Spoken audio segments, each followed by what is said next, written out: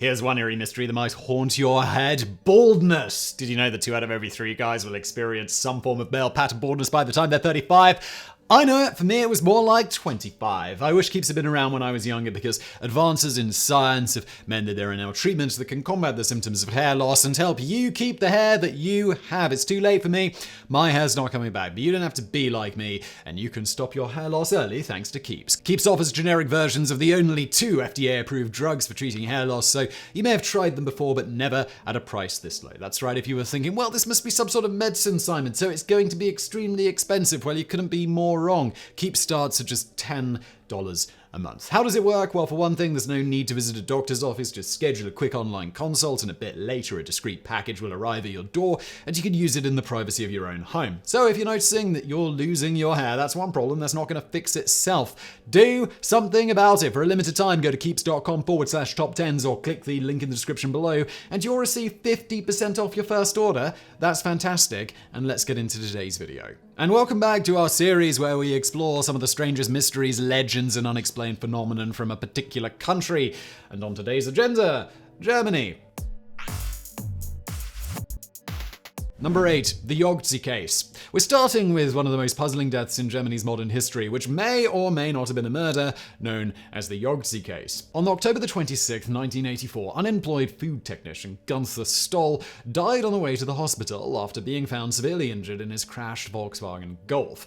At first glance, this looked like a typical automobile accident, but the circumstances that led up to it were anything but. Stoll had developed a paranoia, mentioning to his wife on several occasions that they were after him, although he never specified who they were exactly. On the night of October the 25th, he was seated in his chair when all of a sudden he rose up and exclaimed, "Now I get it," before writing down the letters Yogzi on a piece of paper. He then crossed them out and abruptly left his home, never to return. Stoll first drove to a bar, then to his hometown, where he tried to visit a woman he knew from his childhood, but she refused to see him because it was 1 a.m. Then about 2 hours later, 2 truck drivers found him in the wreckage of his car. Stoll was completely naked and barely hanging on to life, but insisted that 4 strangers had been in the car with him. All of these bizarre events could potentially be explained by a severe psychotic episode, but there is one final clue to consider. The police investigation concluded that Stoll had been fatally injured in a different accident as a pedestrian. They believed that Stoll was run over by a car while on foot and then placed inside his Volkswagen. His death was ruled a crime and remains unsolved, becoming the target of online crime buffs who believed that the scribbled letters could be the key to solving the mystery. Number 7, the basement of Celle Neues Rathaus. Strange stories involving the Nazis are a popular topic among mystery solvers and conspiracy theorists, and so is the occult, so it's unsurprising that some peculiar tales involve both of them. One such mystery concerns the Celle Neues Rathaus, aka the New Town Hall of Celle, a town in Lower Saxony. Built during the mid-19th century, it was soon taken over by the military because it could house a large number of soldiers thanks to its multiple subterranean levels. During World War II, it became the headquarters for the SS. When American troops took over the town, they discovered that the Nazis had flooded the sprawling subterranean levels and then sealed them off with concrete. They thought that artworks and other treasures may be hidden in there, so in April of 1945, US forces organized a dive to explore the depths of the building. What exactly happened next has never been officially explained, but according to the story, 3 divers went into the water and 2 of them never came out, with their bodies never being recovered, while the 3rd came up in a state of shock, raving like a lunatic about the horrors that he saw down there. These included pentagrams and other demonic symbols inscribed on many walls and ceilings, as well as corpses tied to chairs and mutilated in horrific ways, such as having animal parts sewn to their bodies. The diver believed that he saw them move, so he began swimming back to the surface in a panic, at which point he noticed a dark shadow chasing him. The Americans decided not to investigate further and turned the town hall over to the British, who sealed off the subterranean levels once again. During the Cold War, the building once again housed soldiers, this time NATO troops, and several reported experiencing various paranormal phenomena. Even to this day, people struggle to explain what horrific experiments the SS were conducting down there. Number 6, death of a politician. German newspapers have labeled the death of Uwe Barschel as the greatest political crime story in post-war Germany. Back during the 1987 federal election, Barschel was serving as the minister-president of the state of Schleswig-Holstein when he was embroiled in a scandal, accused of spying on his opponent in order to obtain information for a smear campaign. Less than a month later, Barschel was dead. On October the 11th, 1987, his body was found in the bathtub of room 317 of the Beau Rivage Hotel in Geneva. He was fully clothed lived, and an autopsy revealed that he had a lethal cocktail of barbiturates in his system, so his death was ruled as suicide, but not everyone agreed with this verdict. The political scandal surrounding Barschel was big news in Germany and was compared to Watergate in America. It's unsurprising that conspiracy theories soon popped up about various groups or individuals who may have wanted Barschel out of the way. The most pervasive one suggested that the German politician had some kind of connection to the Iran-Contra deal, which saw the US use Israel to secretly funnel weapons to Iran. Therefore, Barschel could have been assassinated either by the CIA, Iran, or Mossad agents. Unsurprisingly, none of them ever claimed responsibility. The case has been reopened a few times since it happened, and new clues have been found which keep fanning the flames of the mystery, such as unidentified fingerprints at the scene and a bottle of pills missing from the hotel room. Chief among them, however, is testimony from a leading toxicologist who claims that Barschel could not have ingested the fatal barbiturate dose on his own, as he already had several powerful sedatives in his system. Chances are that Uwe Barschel's death will remain an enigma for the foreseeable future. Number 5. The bad center of Berlin. The 2011 Christmas holidays were a time of celebration, but also caution and fear for the people of Berlin as they were dealing with a serial poisoner who spiked at least 13 victims before disappearing forever. As is tradition around Christmas time, Germans often met in city markets for a cup of mulled wine or perhaps something a bit stronger like schnapps. One man in Berlin, however, had crueler intentions on his mind, as the drinks he was handing out were laced with GHB or liquid ecstasy. At least 13 people unwittingly drank his spiked beverages and became ill, with some of them needing hospital treatment and one even suffering from partial memory loss. None of the victims died, but German authorities remained puzzled over the man's actions and his motives and cautioned the public not to accept free drinks from strangers. The poisoner became known as Bad Santa because on at least one occasion he was dressed as Santa Claus while handing out the booze. He told his victims that he was doing it to toast the recent birth of his child. Despite multiple people getting a good look at his face and the police having a composite of the Bad Santa, the poisoner has never been identified. Number 4. The drowning of Diesel.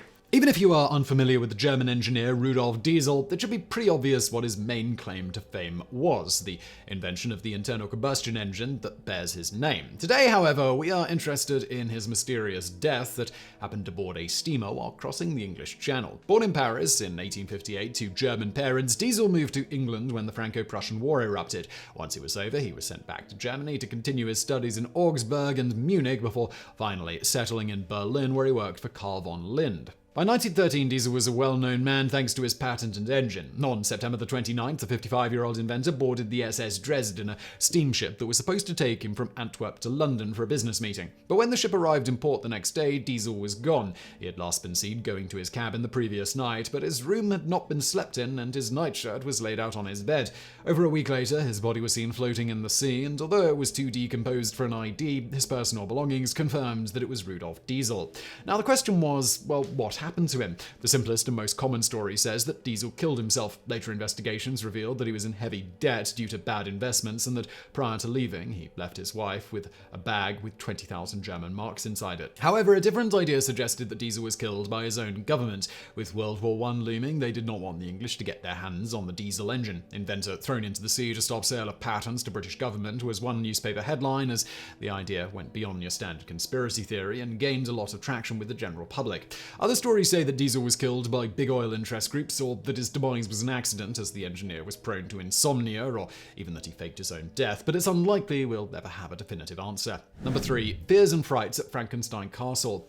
Germany is full of places with dark and mysterious pasts, but perhaps none is greater than the infamous Frankenstein Castle located in the Odenwald mountain range overlooking the city of Darmstadt. As you might expect from the name, it has often been suggested as the inspiration for Mary Shelley's iconic eponymous Gothic novel, thanks mainly to the castle's most infamous resident, Johann Conrad Dippel. A 17th century alchemist, Dippel died almost 100 years before the book came out, but his activities would have been well known to Shelley. Although a definitive link has never been established, Dippel certainly fits the archetype of the mad scientist. He lived isolated in the castle, where he performed numerous experiments, leading the townsfolk to fear that he was involved in all sorts of dark sorceries and had made a deal with the devil. It is confirmed that Dippel used animal carcasses in his pursuit of immortality, creating creating a concoction named Dippel's Oil, which he claimed was an elixir of life. However, there were accusations that he went much further than that and dug up human cadavers to use in his experiments, trying to transfer the soul from one body to another. Since Dippel's death, people have continuously reported ghostly sightings in that area, but he is hardly the only legend surrounding Frankenstein Castle. Some say that witches congregated in the forest behind the castle on Walpurgis Night, while others say that the grounds of the castle contain the tomb of a lord who fought a dragon. Number 2. The Sky Battle over Nuremberg. On the morning of April 14, 1561, the residents of Nuremberg were treated to a cosmic spectacle unlike any other, an amalgam of lights, orbs, fireballs, and other shapes moving erratically in the sky, followed by a loud crash somewhere outside the city limits. A local man named Hans Glasser published a broadsheet with a description of the peculiar events, which said, "At first there appeared in the middle of the sun 2 blood-red semicircular arcs, just like the moon in its last quarter, and in the sun above and below on both sides the colour was blood. There stood a round ball of partly dull, partly black ferrous colour. Likewise, there stood on both sides, and as a torus about the sun, such blood-red ones, and other balls in large number, about 3 in a line, and 4 in a square, in some alone. In between these globes there were visible a few blood-red crosses, between which there were blood-red strips, becoming thicker to the rear, and in the front malleable, like rods of reed grass, which were intermingled among them 2 big rods, one on the right, the other to the left, and within the small and big rods there were 3, also 4 or more globes. These all started to fight among themselves, so that the globes which were first in the sun flew out to the ones standing on both sides. Thereafter, the globes standing outside the sun in the small and large rods flew into the sun." That's just part of the description, but you get the idea. Back then, the phenomenon was interpreted religiously, but in the 20th century, it has become a favorite event of ufologists who believe that the people of Nuremberg witnessed an extraterrestrial battle taking place in the sky above them. Unsurprisingly, scientists aren't convinced, and they have put forward the possibility that the whole thing was a rare but natural celestial phenomenon known as perihelia or sundog, and that its appearance could have been exaggerated by Glasser, since his is the only surviving account. Number 1. The death of the Mad King. Ludwig II reigned as King of Bavaria for 22 years between 1864 and 1886. He was also known as the Fairy Tale King because he was more concerned with building beautiful castles than he was with the state of his kingdom. His crowning achievement was the magnificent Neuschwanstein Castle, but his spending put a strain on Bavaria's coffers, so when the king was declared insane, deposed, and then found dead just days later, few believed the official story that Ludwig had committed suicide. Instead, tales of conspiracies and assassinations soon sprang up, and they still pervade to this day. On June 10, 1886, the Bavarian government declared Ludwig insane, with royal psychiatrist Bernhard von Gardern diagnosing the king with paranoia. After a 2-day standoff, Ludwig was taken into custody and transported to Berg Castle on the shores of Lake Starnberg. On the evening of the 13th, Ludwig and Gudrun went for a walk but did not return. A search party was sent out for them, and both their bodies were found in the shallow water of the lake. The official conclusion was that the king attacked his doctor and then drowned himself, but proponents of the murder theory say that there is evidence that Ludwig was shot, including testimony from fishermen who heard the gunshots, a medical report which suggested that the king had no water in his lungs, and a deathbed confession from a man who allegedly saw the whole thing. As the possible culprit, the most obvious suspect was his uncle Luitpold, who took power after Ludwig's death. An examination of the body could tell us whether the king died by gunshot or drowning, but his descendants have refused to have Ludwig exhumed, so for now, the truth remains as elusive as ever. So I really hope you found that video interesting. If you did, please do hit that thumbs up button below. Don't forget to subscribe, and as always, thank you for watching.